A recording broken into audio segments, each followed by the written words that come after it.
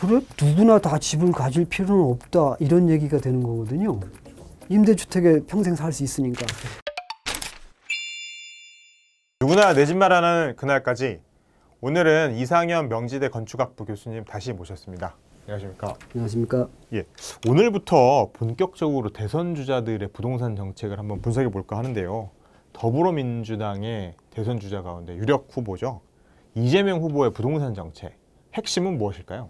이렇게 분석적으로 보는 틀에 대해서 조금 말씀을 한번 드려볼까 합니다. 틀을 만드셨어요? 이런 겁니다. 이 부동산 정책에 관해서는 부동산 정책의 상위 목표에 대해서는 누구나 다 동의하죠. 여야 뭐 다르지 않습니다. 빈부 차이 이거 필요 없습니다. 다 동의를 해요. 그게 뭐냐면은 누구나 다 걱정 없이 거주할 수 있어야 된다. 이거죠. 국민의 주거 생활이죠. 그 주거 생활이 자가, 민간임대, 공공임대 이렇게 구성되죠.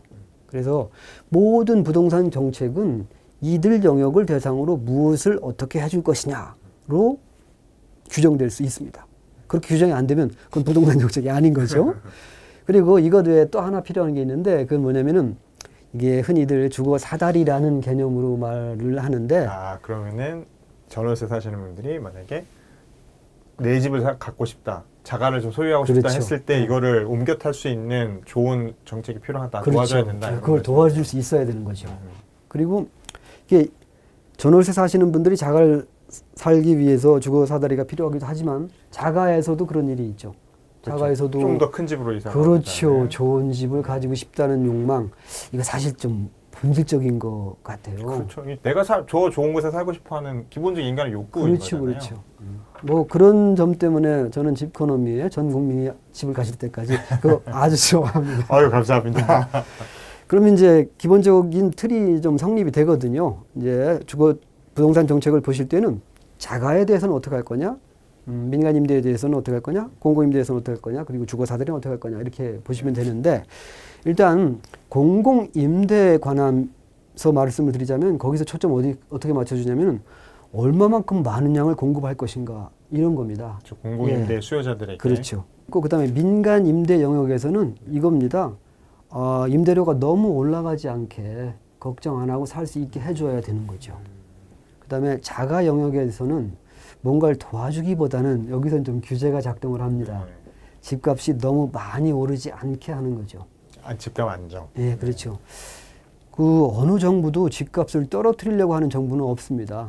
이게 선거를 놓고만 보면은요, 집값 떨어지는 게 집값 올라가는 것보다 더 위험하다고 합니다. 그렇죠. 내 자산이 줄어드는데 누가 좋아하겠습니까? 그렇죠. 그래서 집값은 어느 정도 감당할 수 있을 정도로 상식적인 수준에서 올라가는 것을 기대하게 되고 또 정부도 그거를 목표로 삼게 되죠. 이 주거 사다리에서는 이제 그렇게 상승 이동을 하기 위해서 얼마만큼 도와줄 것이냐의 문제죠. 네. 이렇게 이제 네 가지 틀이 만들어졌는데 이 틀을 가지고 이재명 후보의 정책을 한번 살펴보도록 하겠습니다. 그 공공임대 부분에서 이재명 후보는 어떤 정책을 제시하고 있냐면 공공임대주택을 10%까지 늘리겠다. 근데 현재 지금 8%예요. 그러니까 조금 더 늘리는 거네요. 10%이지만 점차 더 늘려나가겠다 이런 거거든요. 그러니까 그 우리나라가 전체적으로 장기적으로 지향해야 될 방향이 공공임대주택 정책이라는 거죠. 이것을 이용을 해서 해결하겠다는 건데 이건 뭐냐면은 우선 공공임대주택이라는 거는 정말로 시장에서 자기 집 구하기 힘든 사람들을 보살필 수 있다는 거고 이 공공임대주택을 통해서 민간 임대 영역의 임대료를 조절할 수 있거든요. 공공이 임대료를 이만큼 책정을 했는데 민간이 너무 많이 올릴 수 못하다 이런 차원이네요. 공공임대주택의 비율을 항상 늘려나가는 게 중요해요. 더 늘릴 수 그렇네요. 있다라고 하면서 민간 임대 영역의 임대료를 조절을 할 수 있는 겁니다. 그렇죠. 공급이 늘어나면 민간 쪽에서 수요도 분산이 될 수밖에 없는 거네요. 그렇죠. 그러면은 임대료가 어느 적정 수준에서 통제가 된다는 거는 곧 주택의 가격이 적정 수준에서 통제될 수 있다는 얘기가 되거든요. 그러니까 소위 공공임대주택을 이용을 해서 임대료도 안정시키고 주택 상승도 적절하게 조절하겠다라는 게 기본적인 방향입니다. 그렇군요. 핵심은 틀은 그렇게 볼 수 그렇습니다. 있겠네요. 그럼 이제 민간 임대 부분에서 이재명 후보는 무슨 얘기를 하고 있냐? 아무 얘기도 하지 않고 있습니다. 아, 그럼 민간 쪽은 일단은 아무 얘기 없이 예. 공공임대 중심으로 예, 초점을 맞추고 임대주택 있죠. 정책을 가겠다라고 보고 있는 거네요. 교수님, 그러면 그 자가 보유자들을 위한 부동산 정책은 뭐가 있을까요? 자가 보유자들을 위한다기보다는 네. 자가 보유자들을 대상으로 하는 정책인데요. 그들이 소유하고 있는 자가가 너무 지나치게 가격 상승이 되지 않도록 이렇게 규제 조절하는 데 초점이 맞춰지거든요. 그럴 수밖에 없겠네요. 이제 이재명 후보는 이제 그런 것들을 이제 제시를 하고 있습니다. 첫 번째는 조세, 금융, 법규를 통해서 소위 가세요라는 것들을 규제를 하려고 합니다. 이거 문재인 정부에서도 했고 그 이전 정부에서도 다 했던 것들입니다. 그런데 이번 정책에서 조금 눈에 띄는 거는 비필수 부동산에 대한 만기 연장 제한이죠. 아, 요건 이제 조금 특징적인 것이고 조금 임팩트가 있을 것 같습니다. 그리고 이제 두 번째로는 분양가 상한제, 네. 그리고 원가 공개, 그리고 후분양제 이런 것들을 하겠다고 합니다. 그러면은 주거 사다리 부분에서는 뭐가 있을까요? 아, 여기서는 이런 겁니다. 일단 집을 못 가진 사람이 집을 갖거나 혹은 이제 작은 집을 갖고 있던 사람들이 큰 집을 가지려면은 일단 집이 많이 공급이 되어야 합니다. 그렇죠. 이재명 후보가 아주 획기적인 공급 목표를 세우고 있습니다. 방안이 아니죠. 사실 방안 자체는 그렇게 구체적이지는 않습니다. 일단 목표가 250만 호입니다. 250만이요? 예, 임기 내 250만 호를 공급하겠다는 건데 이거는 노태우 정부에 있었던 200만 호. 1기 신도시 때 얼마였죠? 200만 호죠. 그보다 훨씬 더 많은 훨씬 걸 많습니다. 공급하겠다. 네. 이게 놀라운 양인데 여기서 이제 의문이 좀 드는 겁니다. 왜 이게 250만 원을 어떻게 해석해서 보셔야 되냐면요. 지금 최근에 멸실률이 연 10만 호가 조금 넘어갑니다. 그러니까 1년에 한 10만 원씩 이렇게 부순다는 거죠. 그러니까 임기가 5년이라고 치면 5년 동안에 50만 원을 부수니까 250만 호 중에서 50만 원은 부순 걸 대체하는 데 사용된 거고 200만 호가 추가로 늘어난 거거든요. 순증량이 200만 원 정도. 그렇죠. 200만 가구. 순증량 200만이 왜 필요하지? 이게 의문이 가는 겁니다. 가구 수가 증가하고 있는 건 맞아요. 그런데 가구 수가 200만 가구가 증가할 건가? 그건 아니거든요. 통계청 추산을 보면은 2025년 그러니까 2020년에서 2025년까지 약 5년 동안. 100만 개의 가구가 증가할 것으로 예상하고 있습니다. 그러니까 대략 이제 차기 대통령의 임기하고 비슷하죠. 임기 기간 동안에 100만 개의 가구가 증가하는데 그래서 주택이 100만 개 정도는 더 필요할 수 있는데 200만 개의 주택을 공급하겠다? 이거 좀 편차가 너무 큽니다. 그래서 제가 좀 궁금한데 아마 이거에 대해서는 또 아마 다른 답이 준비되어 있겠죠. 그렇죠. 뭔가 이 늘어나는 수요와 그리고 거기에 대한 대책이 좀 제대로 맞춰진 것인가에 대한 의문을 제기하신 그렇습니다. 거네요. 네. 그리고 주거사다리로 작동할 수 있는 것들이 이제 또 제시되고 있는데 이게 농지 투기 금지하고 국토 보유세입니다. 국토 보유세. 예. 농지 투기 금지 뭐 지금까지도 하고 있었죠. 근데 잘 지켜진 것 같지는 않습니다. 근데 농지 투기를 조금 더 효과적으로 금지를 하겠다. 그리고 국토 보유세라는 거는 뭐 쓸데없이 보유하고 있는 토지에 세금을 매기겠다는 거죠. 그렇죠. 이런 것들은 보면은 그냥 규제처럼 보이는데 이거 사실 목적은 규제하거나 혹은 세금을 더 많이 걷거나 있는 건 절대로 아닙니다. 이게 주택을 공급할 때 가장 중요한 건 토지거든요. 그렇죠. 땅이 있어야죠. 예, 이 토지 공급을 원활하게 하기 위한 방법입니다. 농지 투지를 금지하게 하고 또 국토 보유세를 먹여서 뭐 사용하지 않는 토지들을 내놓게 하면은 토지들이 잘 공급되는 거거든요. 그러니까 이건 공급책입니다. 이런 공급을 통해서 주거 사다리가 작동할 수 있게 하겠다. 이게 목표인 겁니다. 그리고 무주택자를 포함한 실수요자 금융 지원 이 부분도 이제 언급하고 있습니다. 이거 중요하지요. 금융지원이 지금 제일 필요한 정책이라고도 그렇죠. 얘기를 하고 있으니까요.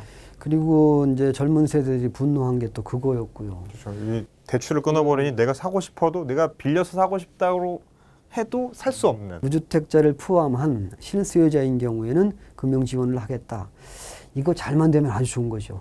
이게 이제 어떻게 무주택자 혹은 실수요자를 잘 선별해낼 수 있느냐 이런 문제가 있긴 하지만 정교하게 만들어야겠네요. 예, 어쨌든 정책 목표로서는 아주 좋습니다.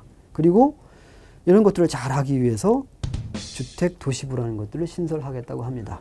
그렇군요. 지금까지 그러면 한 4가지 틀에 맞춰가지고 쭉 이재명 후보의 정책을 분석해 주셨는데요. 그러면 좀 높이 살 수 있는 정책은 뭐가 있을까요? 좀 평가로 들어가자면. 예, 저는 이제 일단 얼핏 받는 인상은 상당히 준비가 잘 된 정책이다 이런 생각을 했습니다. 다양한 데 맞춰서 다양하고 이제 그 어떤 질서가 있어요. 이제 뭐 이러이러한 체계적인 이유 때문에 뭐 이러이러한 정책들을 또 준비했다 뭐 이런 거고요. 공공임대 정책이라는 거를 아주 분명하게 밝혔다는 거죠. 그리고 이 공공임대 정책을 통해서 임대료도 안정시키고 집값도 잡아보겠다 이런 겁니다. 지금까지는 이제 공공임대 정책을 그렇게 강력하게 뚜렷하게 분명하게 드러냈던 후보들은 없었거든요. 그래서 이 부분을 좀 높이 평가하고 싶고요. 그러면 좀 이게 좀 말이 되나 싶은 그런 정책. 문제점은 또 뭐가 있을까요? 저는 이제 표현을 조금 순화시키겠습니다. 좀 아쉬운 점 이거는 이제 얘기해 보고 싶은데 그거는 이제 첫 번째는 그 250만 원입니다. 근데 이건 이미 지적을 했는데 자라보고 놀란 가슴 소뚜껑 보고 놀란다 뭐 이런 것 같아요. 이번 문재인 정부에서 워낙 집값이 세게 오르는 거 보고 아주 센 공급 대책을 내놔서 일단 시장을 좀 안정화시키겠다 이렇게 봐야 되나요? 뭐 그런 것 같습니다. 두 번째는 저겁니다. 공공임대 정책을 통해서 목표하고 있는 바를 달성할 수 있을 것인가 이거예요. 공공임대를 하게 되면은 민간임대료를 통제할 수 있다. 민간임대료까지 통제하는 방법을 통해서 주택 가격을 통제할 수 있다. 이런 거거든요. 이게 정책의 근본 골격이에요. 근데 과연 그게 가능한지가 좀 의문스러운 거예요. 이렇게 공공임대 정책을 통해서 성공적으로 임대료도 잡고 또 주택가격 상승도 조절할 수 있었던 것들이 과거에 영국과 독일과 프랑스에서는 있었죠. 과거에 있었단 말입니다. 그런데 지금은 안 그래요. 그렇죠. 그들도 지금 사회주택에 대한 사회적 합의가 지금 흔들리고 있는 상황이죠. 그 영국은 가장 많을 때는 임대주택 비율이 한 40% 정도였었는데 지금 17% 떨어졌거든요. 그래도 우리보다 훨씬 많죠. 그리고 독일도 그 슈레더 총리에 의해서 사회주택이 약간 축소되긴 했지만 여전히 많은 포션을 차지하고 있어요. 그리고 프랑스는 뭐 사회주택을 여전히 잘 지키고 있죠. 그런데 아직도 20%를 못 채우고 있습니다. 20%를 채우고 또 25%로 뭐 상향 조정하겠다라는 게 목표인데 이런 나라에서도 공공임대 정책을 통해서 임대료를 통제하고 또 장기적으로 집값을 조절하는 데 실패를 하고 있거든요. 그렇죠. 그러니까 유럽에서 잘 되고 있는 제도를 들여와서 우리도 그 제도를 통해서 임대료도 통제하고 집값도 통제할 수 있을 거라고 기대를 더 이상 할 수 없게 됐다는 얘기죠. 저는 이제 공공임대 정책 의미에 대해서는 100% 찬성하지만 그것의 실효성에 대해서는 조금 의문을 갖게 됩니다. 그리고 이제 제일 아쉬운 거는 이거예요. 이 부분은 뭐냐면은 평생 이사갈 걱정 안 하고 살 수 있다. 그래서 좋은 정책이다. 이런 얘기를 하는데 여기에 대해서는 이제 흔히 다른 좀 감정적인 반박 내지 반발들이 나올 수가 있어요. 그게 뭐냐면 이거죠. 그래? 누구나 다 집을 가질 필요는 없다. 이런 얘기가 되는 거거든요. 임대주택에 평생 살 수 있으니까. 근데 이거는요, 이런 겁니다. 주택이라는 게 이미 그냥 단순한 소비재가 아니고 자본재가 돼버렸거든요. 자본재로 이용된다는 거는 집을 이용해서 돈을 벌 수 있다는 얘기죠. 투자 자산이 되는 거죠. 그러니까 영구 임대주택에서 걱정 안 하고 살 수 있다. 살 수 있을 겁니다. 그건 많습니다. 하지만 그렇게 사는 동안에 집을 가진 사람들은 더 많은 재산을 갖게 되는 거죠. 그러면 얘기가 누구나 다 집을 가질 필요는 없다? 이렇게 들리면서 이 문재인 정부가 아주 황당해했던 그런 구설수가 생각이 나죠. 누구나 다 강남에 살 필요는 없다. 그 앞에 또 전제가 또 중요한 전제 하나 있죠. 본인은 강남에 살면서. 그래서 공공임대 정책이 정말로 성공하려면 두 가지가 선행이 돼야 됩니다. 두 가지 중에 하나만 선행이 되면 돼요. 하나는 뭐냐면은 집값이 완만하게 상승돼야 됩니다. 그렇죠. 뭐 기대하건대는 뭐 인플레이션보다 조금 더 강한 정도로 뭐 그렇다면은 평생 살아도 되잖아요. 그렇죠. 평생 살아도 내가 벼락거지가 되는 거 아니니까. 두 번째는 주거 사다리가 확실하게 확보가 돼 있어야 됩니다. 내가 원할 때 언제든 그렇죠. 집을 살 수 있도록. 주거 사다리가 확실히 확보가 됐을 경우에만 공공임대 정책을 통한 임대료 통제와 주택가격 통제가 힘을 발휘할 수 있을 거다. 이런 생각을 합니다. 그렇죠. 근데 약간 그런 부분들이 조금 아쉬운 부분이라는 거죠, 지금. 내가 원한다면 언제든지 집을 가질 수 있는, 내가 원하는 주거 형태에 살 수 있도록 하는 게 사실 필요하지 않을까 싶습니다. 네, 오늘 그러면 이재명 후보의 부동산 정책에 대해서 심층 분석을 해봤습니다. 이게 보시는 미래 유권자분들이 더 현명한 판단을 내리는 데 도움이 됐으면 좋겠습니다. 네, 감사합니다. 감사합니다.